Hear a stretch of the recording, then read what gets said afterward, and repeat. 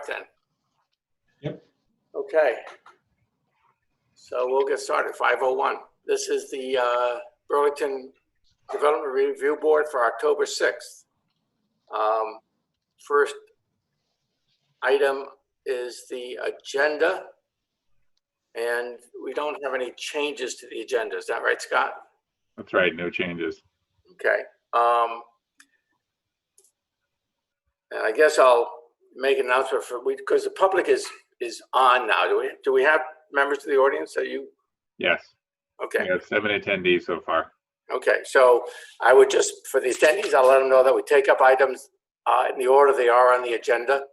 And when we call somebody's item, you'll admit them as what? They'll remain attendees, but they'll be able to speak. Okay.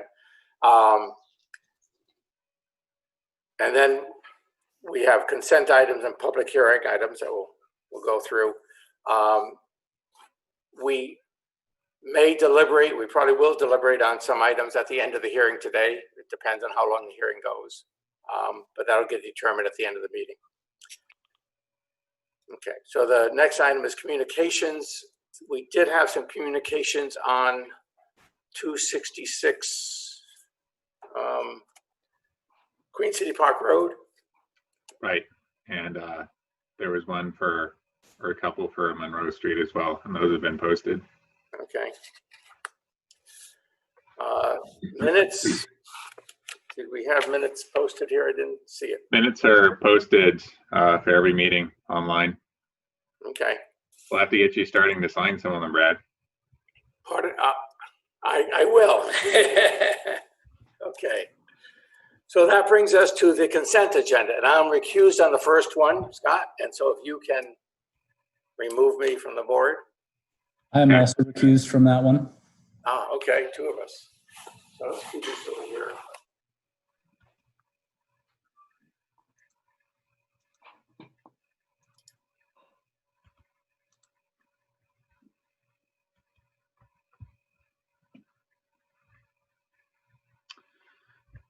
We ready? So for folks in the public, whether you're just a member of the public or an applicant and you're calling in on the phone, I say this at every meeting, but I'll say it again, to raise your hand so that I know you want to talk, press *9.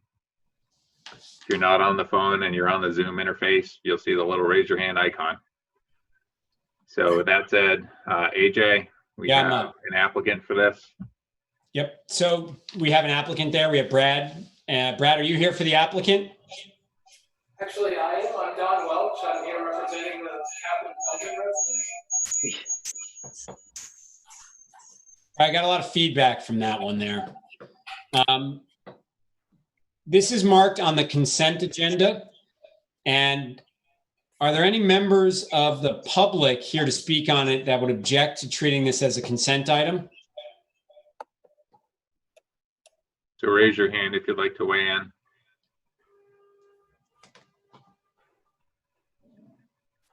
So I don't see any, AJ. Yeah, I don't either.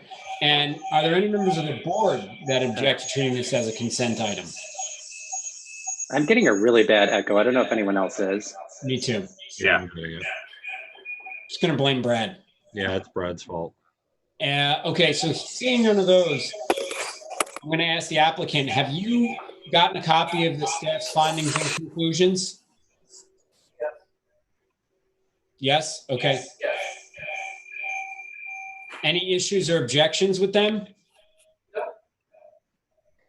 All right. Well, would any board member like to make a motion on 81 Crescent Beach Drive? Yeah, I can make a motion.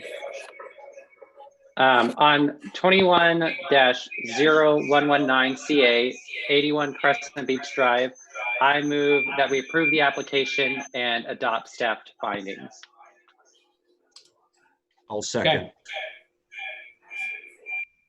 All in favor? Second. Yeah. Brooks second. All in favor? All right. Enjoy the demolition and reconstruction. I have a quick question.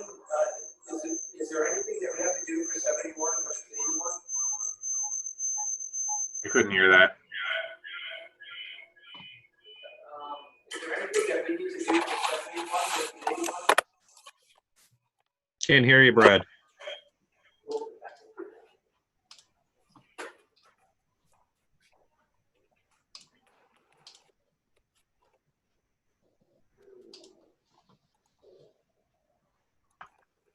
Hi, can you hear me? Can you hear me now? Yeah, Yes. Is there anything that we need to do for 71 versus 81? no, Oh, okay. no, Great. the applications are reviewed concurrently. Excellent. Thanks, everyone. Yep.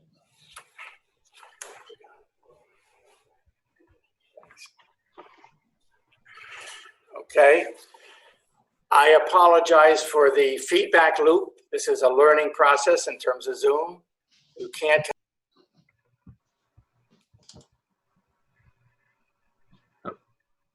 You're on mute, Brad. There we go.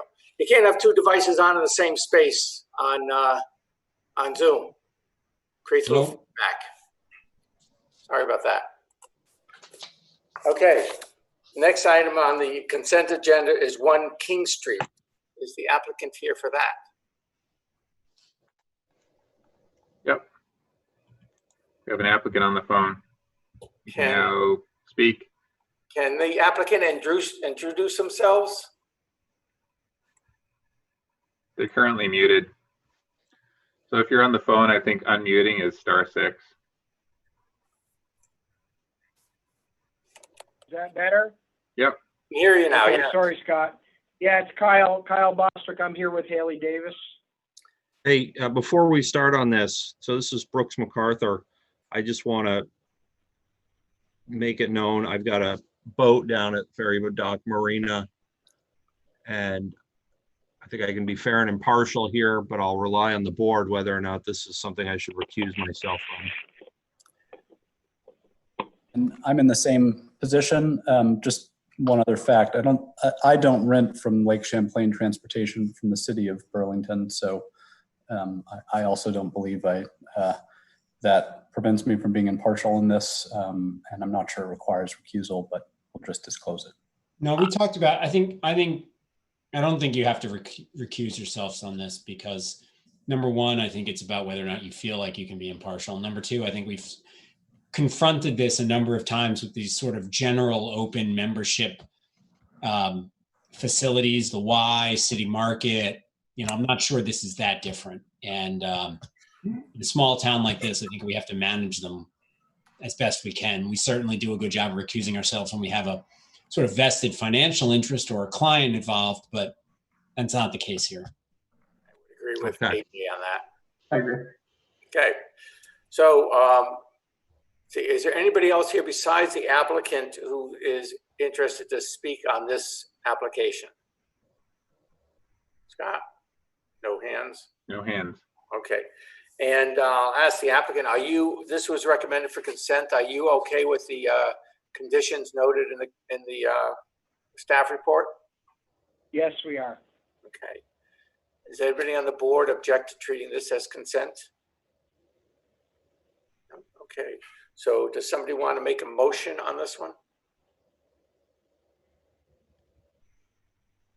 I'll do it. I move that we approve the application for 1 King Street, number 221-0266CA.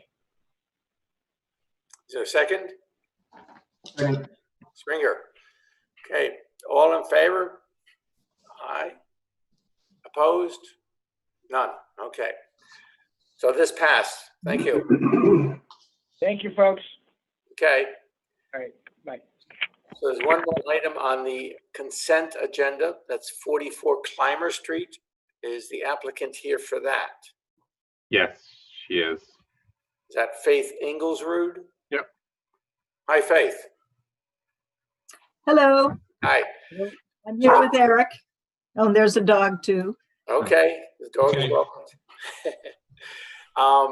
So this is recommended for consent, which means we're ready to approve it if you're okay with the conditions that were recommended by staff. Is that okay with you? Faith?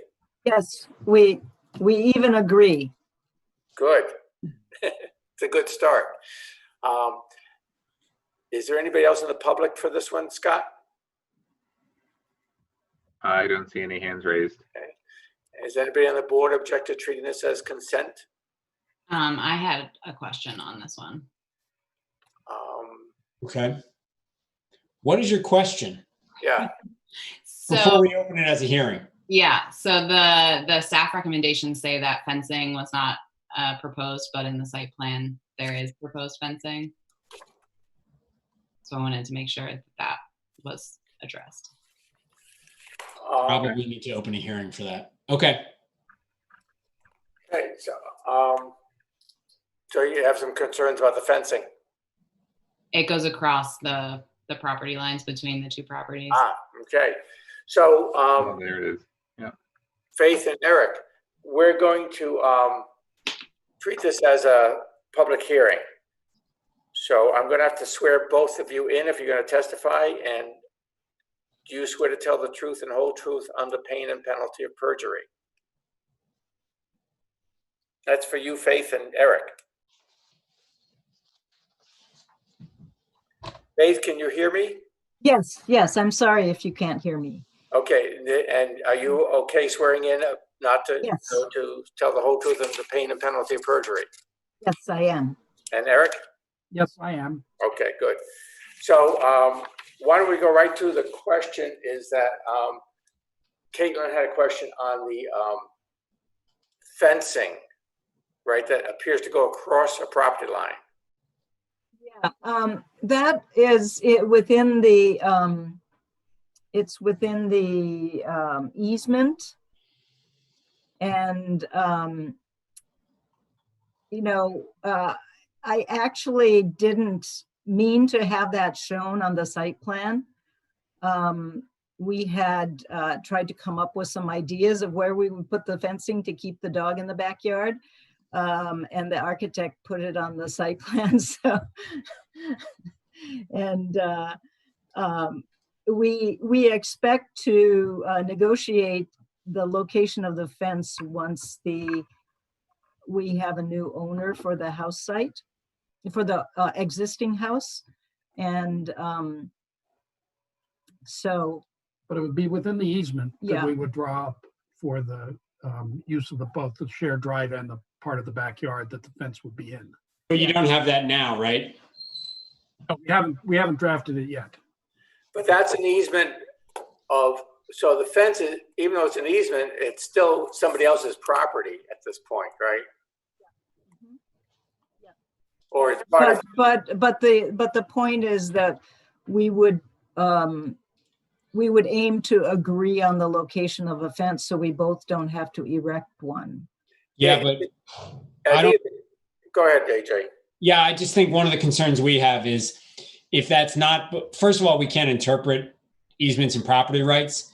And I think our concern is we don't want to approve a plan that shows a fence as an encroachment. It creates a bit of a Caitlin great catch. Well, we can have it removed, just Well- have it as a condition. Yeah. So what we typically do in these sorts of situations is we say in our decision, the fence shown on the plan is not approved at this time, and applicant should submit a revised site plan without the fence to staff. Is that something you'd be okay with? Absolutely. Yep. The fence, we shouldn't have the fence on there because it's still a conceptual fence at this point, not an actual fence. Yeah. We understand that, but So conceptual is what yes, we deal with. we're These are happy all with you taking it conceptual off things. of the, of resubmitting the plan without the fencing shown. Well, the approval would probably be without the fence. That's, we can just state it that way. That's fine. Okay. Any other questions for the applicant? Yes. No? I'm impressed that there's a lot to put that house on. That's impressive. It's a lot. Oh, it is a lot. Yeah. Well, you've got this whole separate lot. There aren't a lot of empty lots in Burlington. So that's great.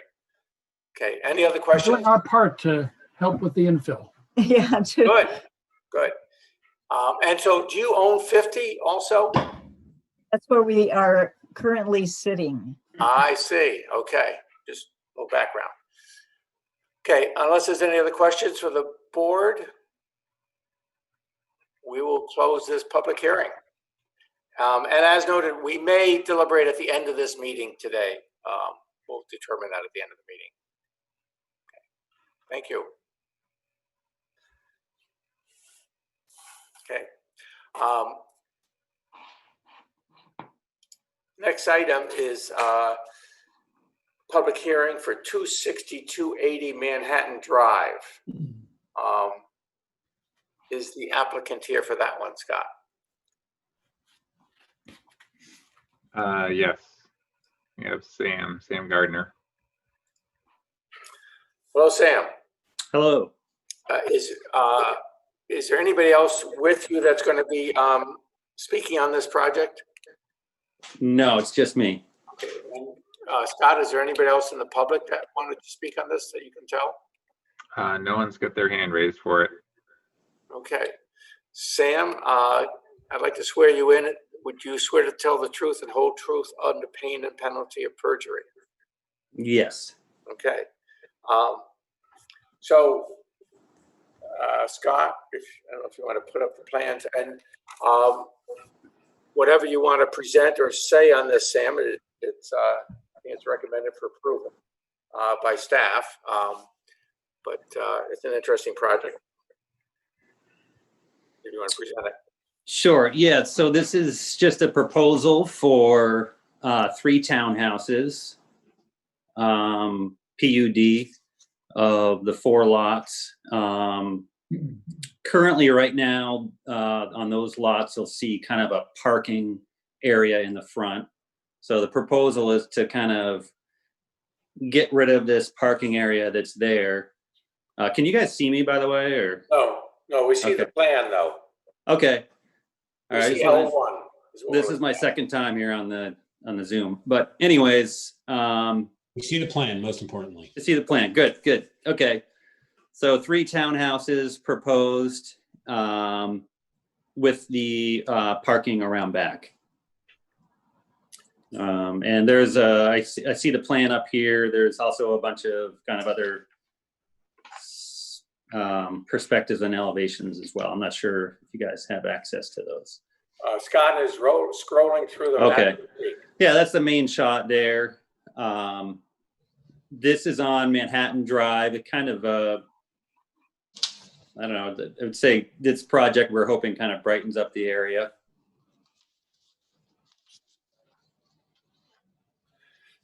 It's a nice looking project. I have a question for you on the site plan, Sam. Yep. And it looks like a lot of, I can see the house on the corner, I can't tell the one that's closest to Spring Street and Manhattan Drive seems to have parking behind it. The rest of the parking for all the other buildings, am I understanding it right? It's all in the back for the new units plus 3 of the existing properties? Correct. Yes. As a matter of the lot that you see closest to Spring Street is already existing. And so the proposal is the big parking lot to the left. And there's an existing paved drive behind, you have this existing house, 256, 258. I'm just trying to figure out who's got what parking is what I'm trying to figure out here.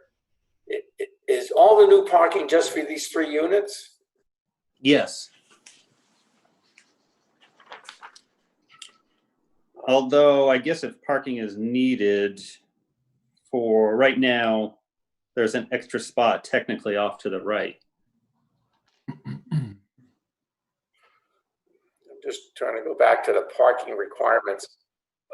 It's 3 units. How many units are those 3 units require, Scott? 3 spaces. They're 2 apiece. 2 apiece.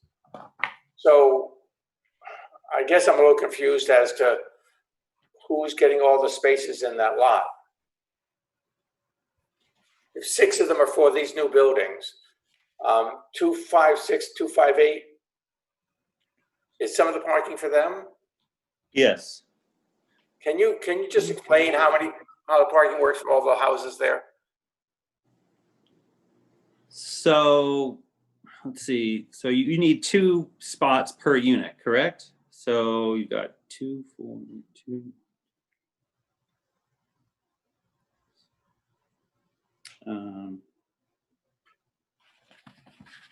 So Ryan, is this the neighborhood district or is it mixed?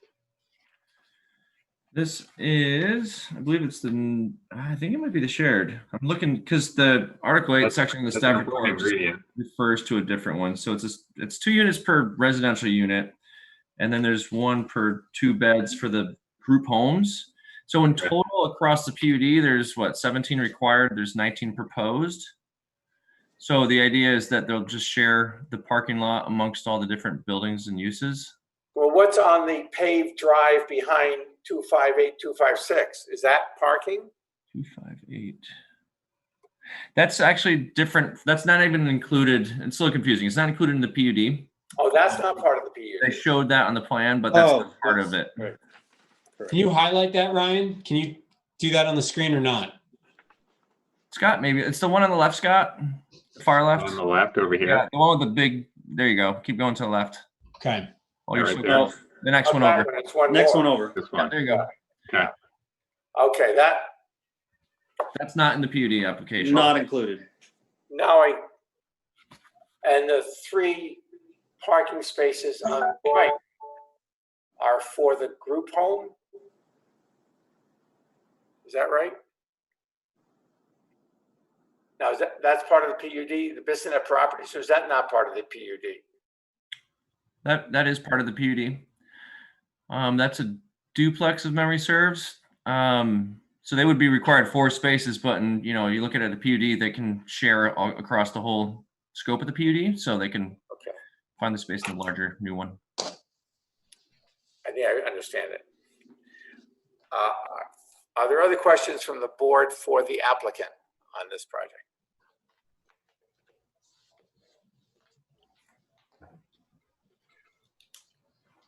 I thought it was a nice looking project.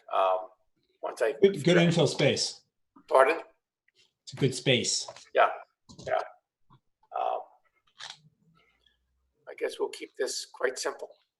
Sam, is there anything else you want to add? No, We don't have to make this difficult. It's okay. no, nothing I want to add. Okay, good. Unless the board has any more questions, I'm going to close the public hearing on this. Can we just confirm that there's no one here to speak on this? Scott did, I think. If anyone cares to speak, raise your hand. I don't see any. Okay. Thanks. Thanks, Sam. Thank you. So the next item is 1517 Monroe Street, which is an appeal of an administrative decision regarding shed dormer roof height.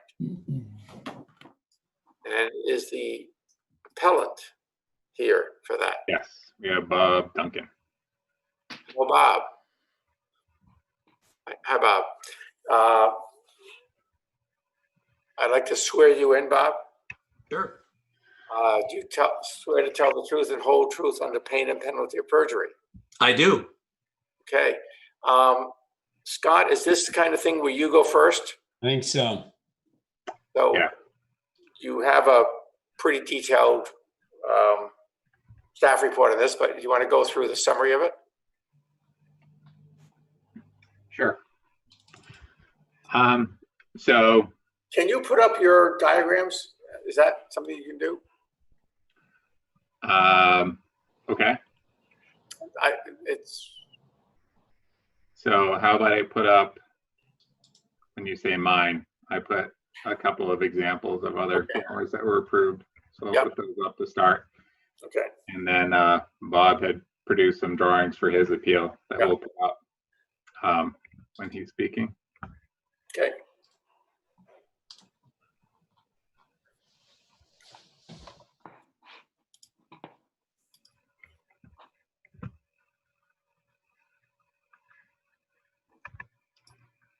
I guess there were some drawings in the staff report too.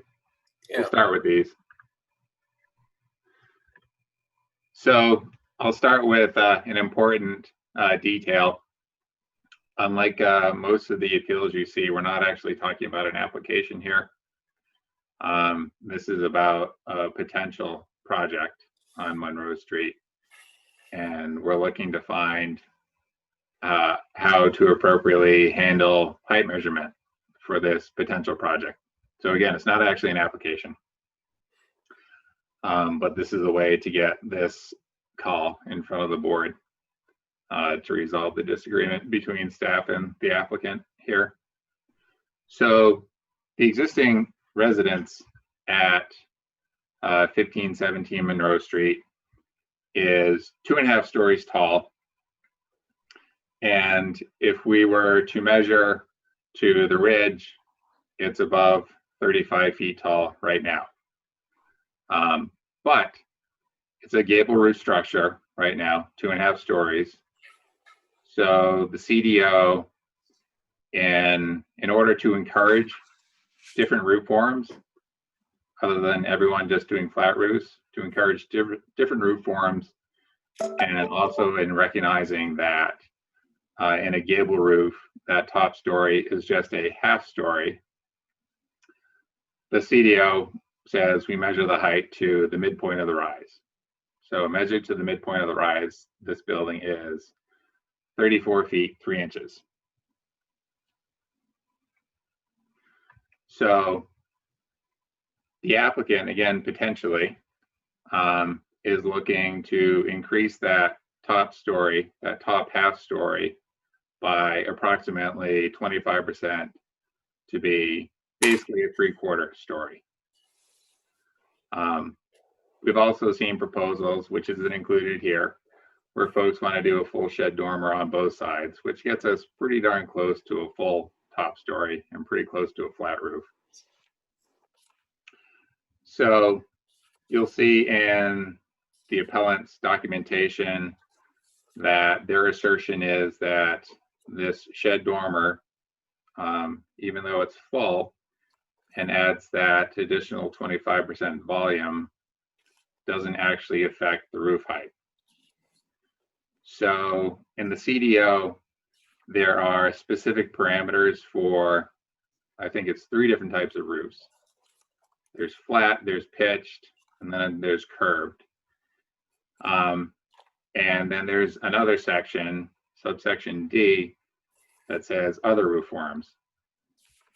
And that basically says if it's not specifically addressed here, it's up to the administrative officer to come up with an appropriate method that most closely meets the intent of the specific roof form measurements. So in the case here, where we're looking to transform just a straightforward gable roof to one with the full shed dormer, that gets us into D, which is another roof form. It's not specifically addressed. So we're looking at the intent here. So where do I go with the intent without totally rehashing the staff report? The intent is to keep the building in this residential district below 35 feet tall. And within the residential districts, that's intentionally lower than in the commercial and mixed use zones, to avoid things like vertical intensity development and shadow impacts. And then, as I mentioned at the onset, we're basically at 35 feet now. Basically 35 feet with a half top story going to a 3/4 story. I think the intent here is that the height on this property is pretty much maxed out, and the introduction of 1 or even 2 shed dormers would go beyond that and misses the intent behind the provision for the midpoint of the rise measurement on a gable roof, right? So we're going from that half story to something more than that. And I think in doing so, it's only reasonable to think that the height measurement should be revised as well. So I think that's the 5-minute recap. And the measurement, when you say rise, you're measuring from eave to ridge, the midpoint. Correct. Of that. Yep. And on the dormer, it's the same thing. The midpoint between the eave and ridge on the dormer is what you're measuring to, which puts it higher than the midpoint of the base roof. Well, with the introduction of the dormer, we get into the dual pitch roof, right? And the citation in the ordinance for that is, I think it's a mansard. I don't have it right in front of me, but basically something that's symmetrical, but it's not defined.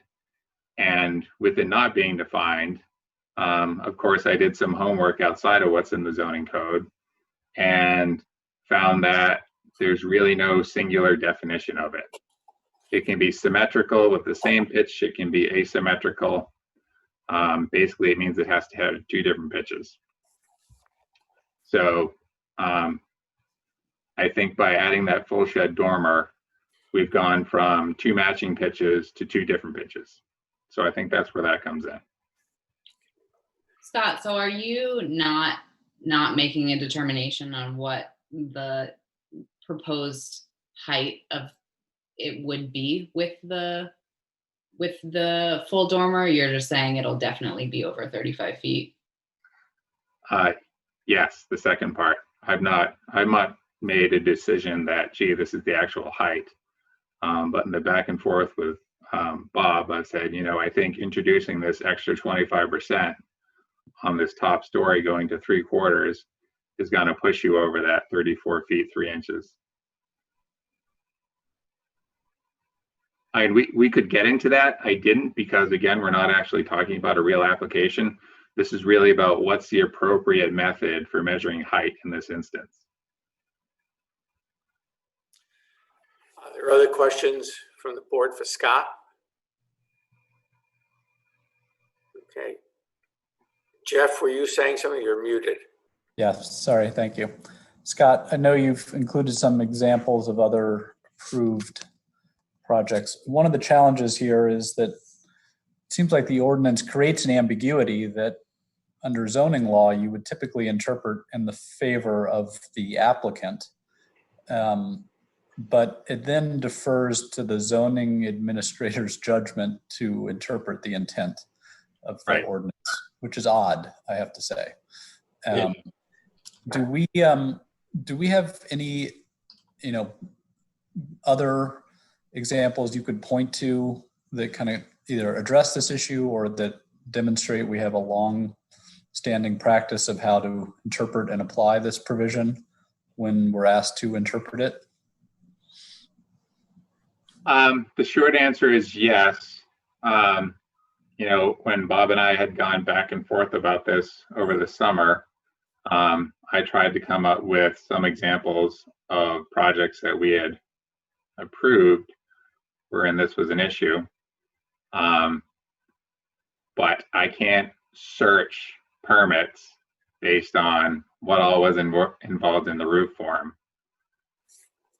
But I did some research anyhow and found some examples, including the couple that I have displayed right now, that showed this thing occurring and showing how we measured the height. Of course, in these examples, the height was okay in any event. I wasn't able to specifically find anywhere we were pushing the limit and it was interpreted one way versus the other. As to the intent, Jeff, again, the intent of measuring a standard gable roof to the midpoint of the rise is to, again, encourage different roof forms, but it also recognizes that it's only a half story, right? Midpoint of the rise is measured for the half story structure, right? In this case, we're making it more than just a half story. Does it change? But only on one side, right? Only on one side in this case, yep. And how do we pick the measurement point, though? AJ, sorry, can we just walk back to the example? Sorry. It's small on your screen, but I've tried to blow it up on my own, but can you zoom in or show us the measurement point? It looks like it's measuring essentially to the flat part of the top of the shed dormer as the height in that example. In this example, where you can see my pointer, Yep. it is measuring to the flat part of that shed dormer. Okay. Again, the height was not an issue in this case. Right. I think more appropriately, the height would be measured just below, right? As opposed to the top of the roof where the wall intersects the bottom of the roof. Okay. So in this example, Basically, the roof plate. the prior height would have been measured somewhere around where the window is. Yeah, prior height would have been right around here. Okay. And I guess I'm not to judge what Bob might be saying, but it actually, it doesn't, even though the examples show a whole house, basically this is measuring the roof between the midpoint of the rise. It doesn't really specify whether that's the gable end, whether it's a dormer, or whatever it is. It's just saying this is how one measures the height. And AJ's question, you know, if you have a house that's got, you know, 6 different heights on it, and you got to stay under a certain number, you just make sure they're all under that number. It doesn't matter which one. I think you have to use whichever one is the highest.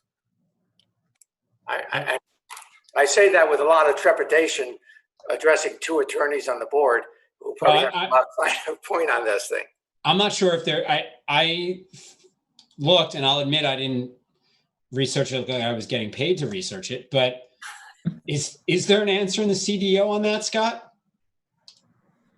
Do you take the highest of the 2? Like if you have a roof that's slanted, the left side is higher than the right side, or the north is higher than the south. Yeah. You take the higher of the 2? The CDO refers to between the roof plate and the highest ridge, where we're talking about pitched roofs. And that pertains to just standard pitch roofs and double pitch roofs. So if we have a series of gable roofs on a larger structure, and one of them happens to be taller than the others, right, we'd measure to the highest ridge in that case. Okay. So there's again, the contemplated roof form is not specifically addressed. Where the CDO talks about pitched roofs and double pitched roofs, it gives some examples, neither one of which is here, right? So that leaves us with D, which defers to the admin officer to come up with some sort of appropriate measurement that best addresses the intent. And again, the intent, we're going from a 1/2 story to a 3/4 story with a lot more building volume. It sure seems to be reasonable that the height measurement would be affected as well.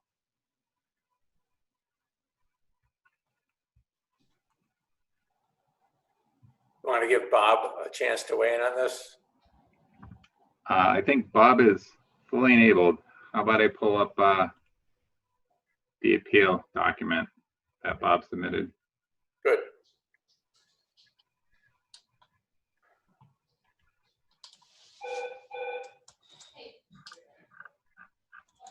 Bob, do you want to? Thank you. So I think the only thing that's really clear about this question is that the zoning ordinance is not clear. And what I'd like to point out because what I've done is examine the ordinance and the words that are used in the ordinance to come up with a rationale for why I think a shed dormer doesn't actually contribute to overall building height. I fully agree that it increases interior volume. There's no question about that. One question I have for you before I proceed is, have you had a chance to look through the original quote unquote application? It's not really an application, but it's really a request for a determination. And have you also had a chance to look at what I wrote last night? I think Scott sent out to you today. I've looked at it, yes. Okay, so we have that. So I think it's on the one hand, it's sort of complicated route, and on the other hand, it's actually fairly simple. The ordinance says that one has to determine roof height between the roof plate and its highest ridge. And there's really no definition in the ordinance for what a roof plate is. But if you look at essentially what I think we characteristically might call a roof plate, in essence, it's an eave. And on a gable roof, you have an eave and you have a peak. And so you, as the ordinance is pretty clear on, you measure the height between the eave and the peak, or in this case, the ridge plate and its highest ridge. So in this building, one of the things that I'm contending is that there is only one ridge plate. And it is because there is only one ridge, and the ridge is connected to its ridge plate. And on the drawing that you see before you now, it shows a shed dormer that does not intersect the peak of the roof.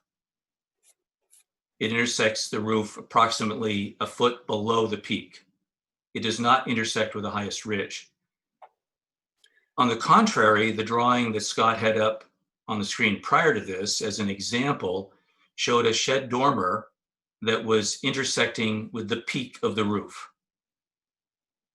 So it was a dormer that intersected with the highest ridge. This does not have anything that intersects with the highest ridge, but for the original ridge plate of the building.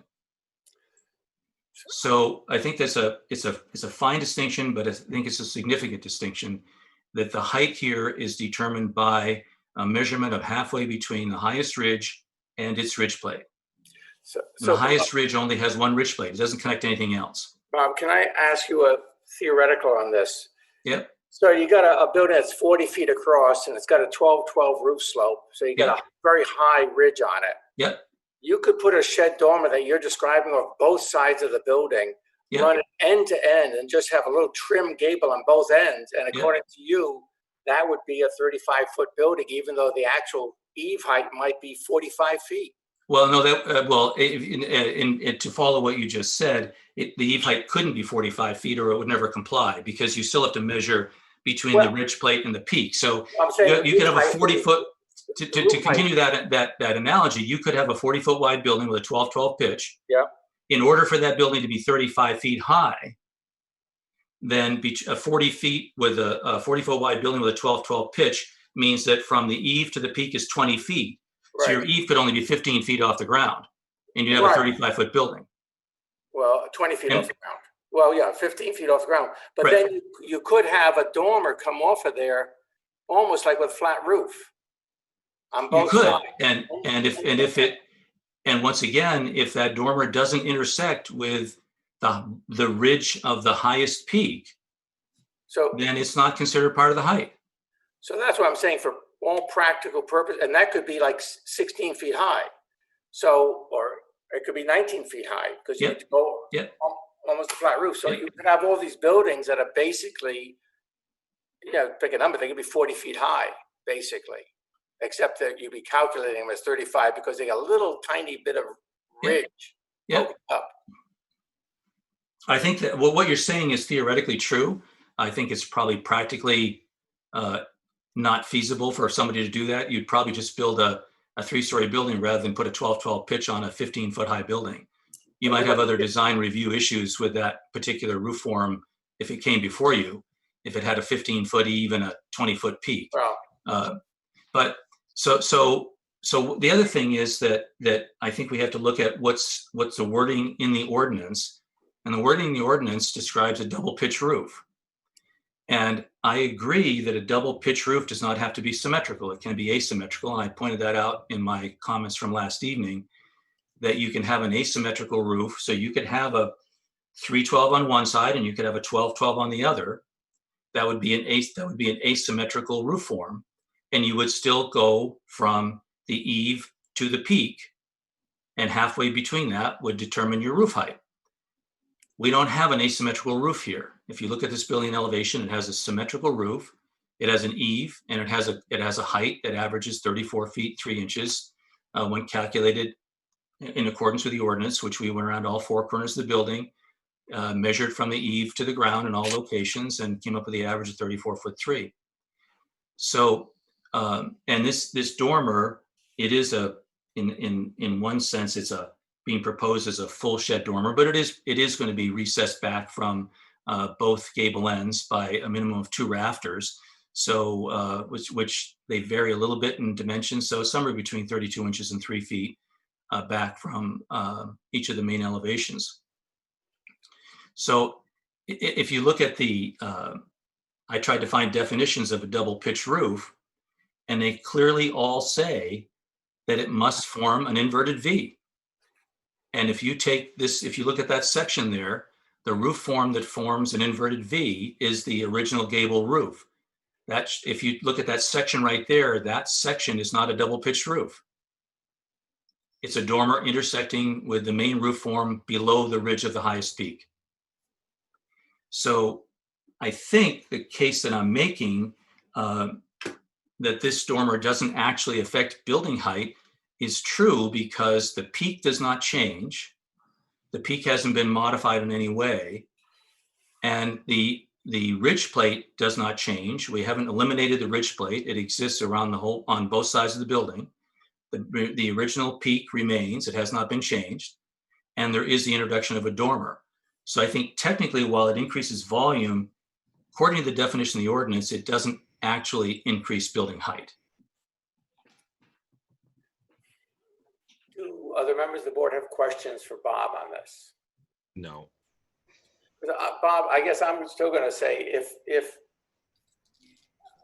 the intent of the ordinance is to say that 35 feet is the maximum height for a certain neighborhood, certain area of the city, and I just ran a different calculation with your example with I had to do my geometry. A 60-foot building gives you a 30-foot with a 12-12 slope. You could end up with basically the eave of the dormer at close to 45 feet up in the air. You get almost another 2 floors out of it. Now, you're saying design review might object to it, but it definitely seems to not, to me, meet the intent of having a 35-foot high building. Do you think there's a conflict there? Well, in this, what you're describing is, I think, different, and maybe the application of this might be considered differently than the scenario you just came up with. This is an existing building. We're asking to apply a shed dormer to an existing building. Have we increased the apparent height of this building is the question. In the scenarios that you're describing, they clearly don't exist in the city. It would be somebody proposing something. And in the most recent one you came up with, that's 60 feet wide with a 30-foot peak, yeah. Then you can only have a 5-foot eave. So I don't think anybody's going to build or approve a building that starts out with an eave that's 5 feet off the ground and a peak that is 35 feet. You can go 20 feet, but let's go to your example here. I'm just saying here you've got an eave that's going to be 20, 30, 33, almost 34 feet off the ground. The eave of the shed dormer. Yeah, the one that you're proposing. Yep. Am I reading it right? 28 plus 7, 35, And if you ran that on both sides of the building, which you could, you don't think that changes the character of the building and the intent of having buildings volumes be somewhat limited? Absolutely. I would agree if we were doing that we were changing the building very, very dramatically aesthetically. We're not proposing that. We're not asking you to approve a double shed dormer that would essentially create a 4-story building. This is something that the owner of the building would like to be able to utilize space that's in the building. It's otherwise unusable. It could create some pretty interesting space for the resident that lives in the 3rd floor apartment. And so this is an attempt to create that space that would be usable space and still fall within, granted a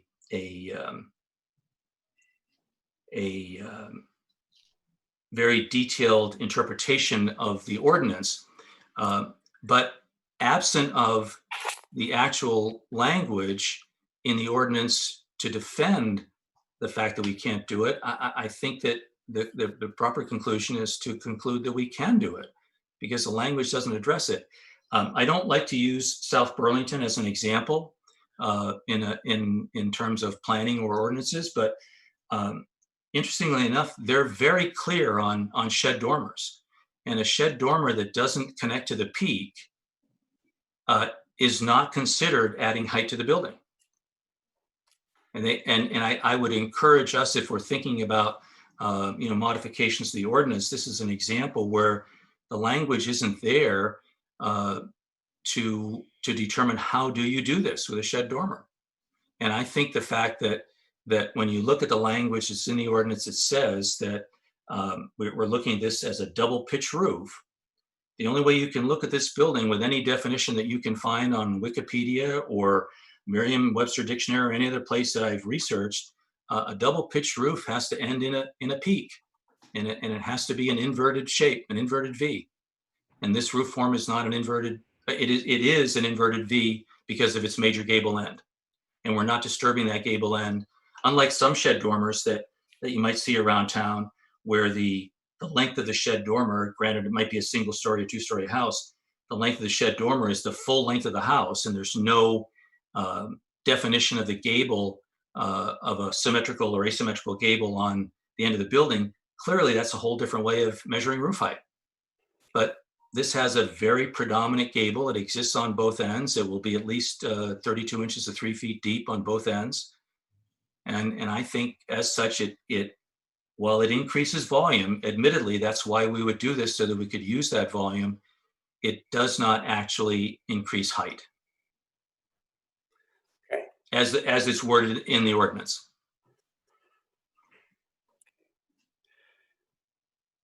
Any other questions from the board? Scott, do you have another comment? Just a quick comment. So, Bob had said something about a double pitch roof needing a ridge line. So, the short answer is I don't think it does. Double pitch is not defined. I think we both agree about that. I provided an example in the memo I wrote up today of a building with I'll say double pitch shed roof at 2 different heights where there's no ridge between the two. I also pointed out that a shed roof is fairly common, and it's a little surprising. The CDO doesn't define how to measure it. So our practice has been to implement the midpoint of the rise consistently. So I don't see that somehow intersecting the gable, or sorry, the shed roof with the ridge line is a critical component here. Scott, does it matter the gable is not being adjusted on either end? To Bob's last point, you still have that original gable outline on both sides of the building. You're just changing something in between it. Yeah. How do you respond on that point? Well, at risk of the slippery slope, I think degree matters. But we are talking about a full shed dormer being added.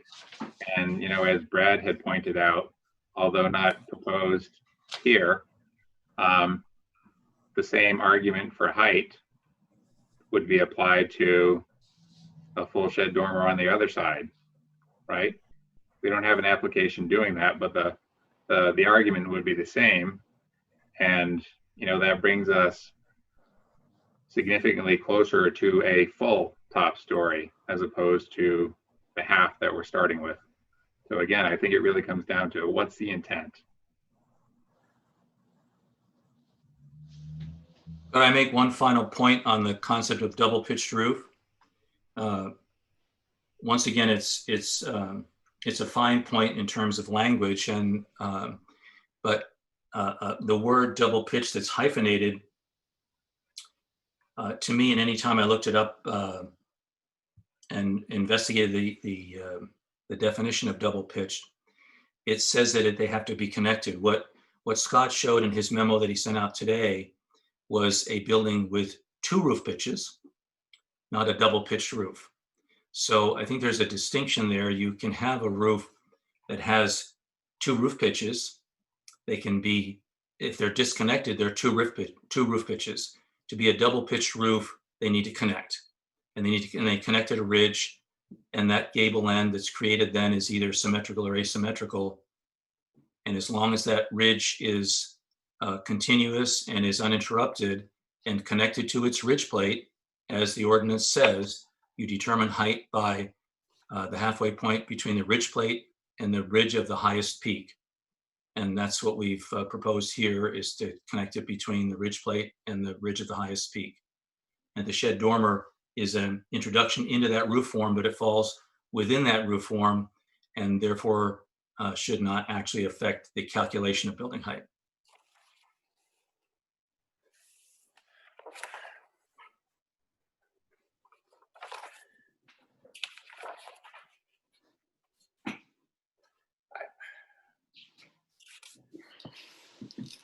I guess I want to say this now, Bob, rather than just say it at deliberative here.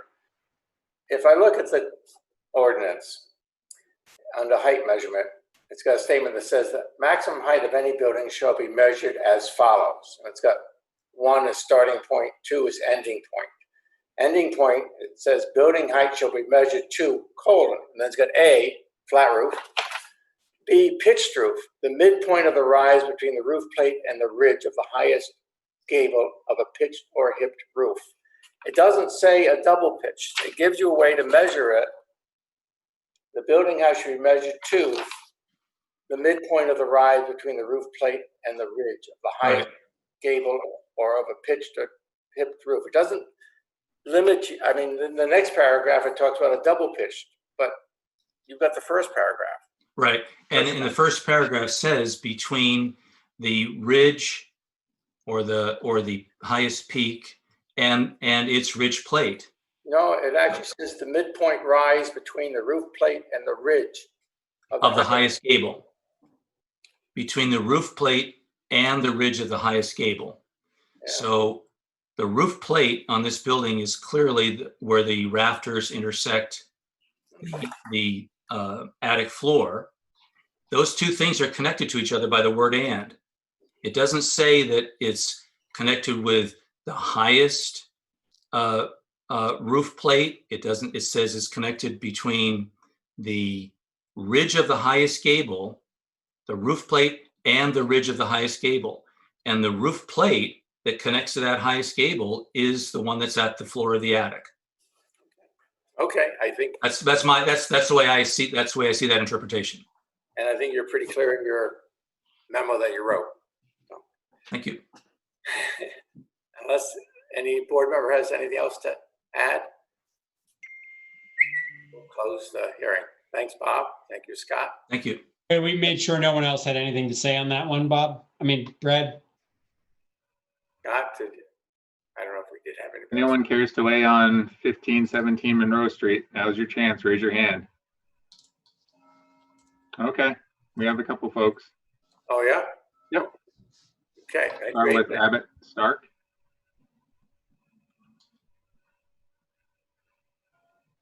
Hey everybody, Abbott Stark here. Thanks for allowing for my comment. I'm a neighbor to this property. I own and live in 19-21 Monroe Street. It's the house immediately to the east of the property in question. And I actually am just in favor of any improvements to the neighborhood. I don't think that this one, I was actually very curious when I got the notice. And then when I learned about what it was, I sort of thought, oh, that's not going to really make a difference, because I don't really know that this would be very visible from the street. There is a house at the end of the street, right where we intersect with, Abbott, I'm going to just interrupt to say there is no application in front of us. And so there is no visual from anywhere at the moment. This is a theoretical application, but I understand what you're saying. You're happy to see something happen there. Yeah, and then the other thing that I come to understood when I learned more about it was that it would require fire extinguishers or additional fire precautions be added. Which, you know, if heaven forbid this house were to burn down, it would. The houses there are somewhat close together, and it would probably burn my house down too. And, in these renovations, they'd add a sprinkler system, which I just, made me additionally in favor of it, So, and I don't know if that gets out of the theoretical as well, but It's it does okay. seem very practical. Express the concern. Thanks for taking my comment. Okay. So, Abbott, before you go, can we get your mailing address, please? Yep. It's 21 Monroe Street, apartment B. Apartment B? Yeah. Okay, great. Thank you. And was there somebody else, Scott? There's one other. Yep. There was. So, Melissa, there we go. Melissa, you're up. If you I'm could sorry. Can introduce you hear me yourself. now? Yep. Can you give your full name, Melissa? Melissa Lafayette. Thank you. Hi, I'm the owner of the building. Ah, Very interesting meeting. Not very familiar with all these processes. I know that the intent is somewhat theoretical in deciding the height of a building. And I'm hoping that each one of you have gone by and seen the house and checked the roof height. I did want to say that the height does not affect anything in the view of anyone, in anyone's view, or I'm trying to use a space that's vacant, that's run down, and I'm trying to fix up a house that needs attention. It's been in my family for a lot of years. My great-grandfather owned this building, so I have a lot of respect for the neighborhood and the area, and I'm not trying to do anything detrimental to anything as far as the height goes.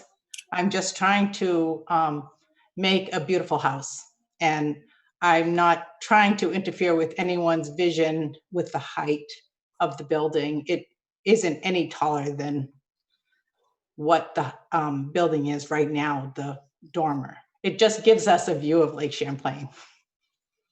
okay. That's all I wanted to say. Thank you. I hope you checked out the building yourself in person. Thank you. Thanks, Melissa. Okay, so with that, this public hearing will be closed. We have one other item on the agenda. It is a reconsideration for 266 Queen City Park Road. The applicant has asked us to reconsider condition 10 relative to food service for the Performing Arts Center. So I guess at the moment, this is in our court for reconsideration. And Brad, I remain recused from this, so I'm just going to turn off my video and mute myself. Okay. Yeah, I think the question we have to ask is, do we want to reconsider it? And if doing so, open and as a public meeting before we do that. I think we can take that up in our deliberative. Oh, the reconsideration, you mean? Yeah.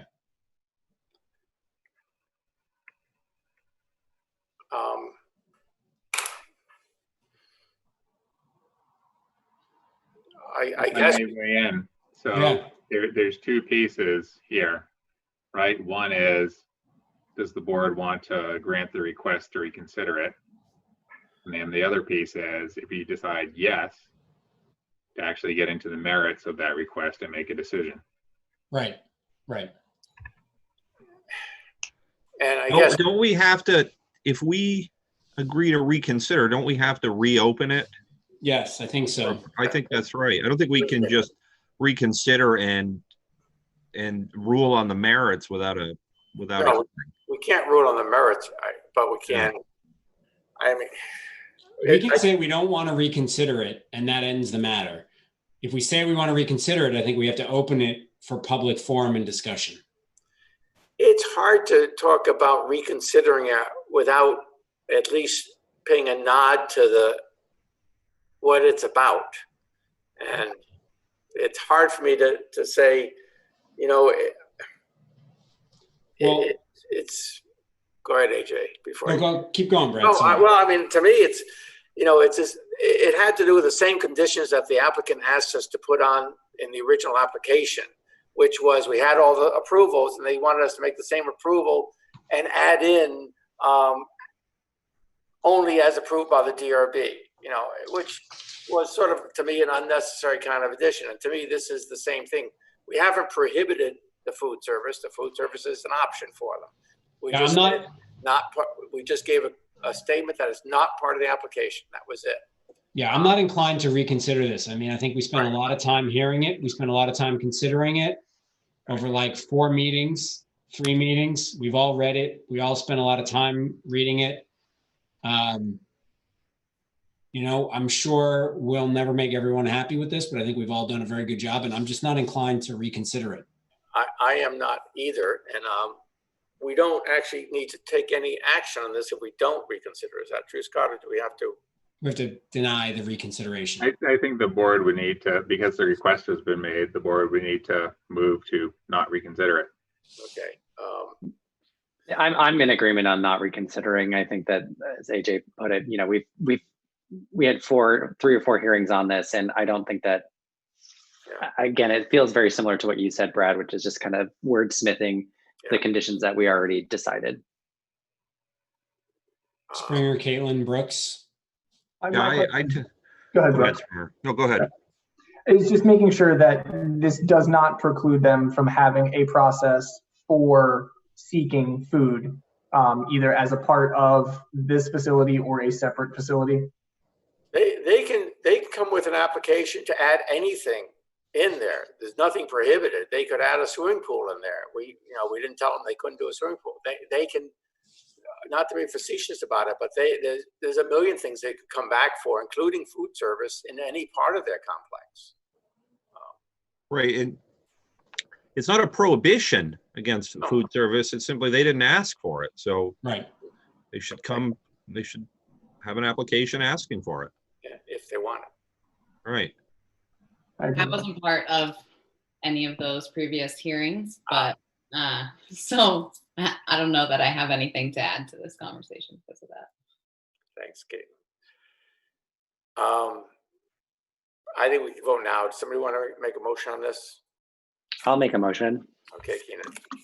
I move that we that on conditional use permit 20-0854CA/CU, we deny the motion for reconsideration on condition 10. Second for that? Nobody wants to second that? Oh, I'll second that. AJ second. Thank you. Okay, any discussion on that? All in favor? AJ? Okay, that's, and opposed and it's abstentions. I'm abstaining. Good, 1 abstention. Okay. Good. With that, unless there's other business, we will close the hearing or the meeting, and we have 3 items to deliberate on. We have Clymer Street, Manhattan Drive, and Monroe Street. People okay deliberating now? Yeah. Yes. Okay. And we'll